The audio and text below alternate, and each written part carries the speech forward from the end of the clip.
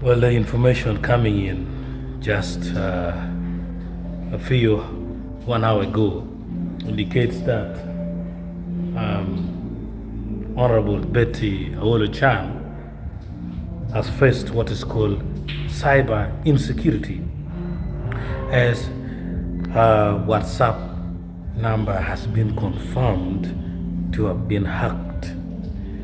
Honorable Betty took it to Facebook to announce to the people that WhatsApp account has already been hacked.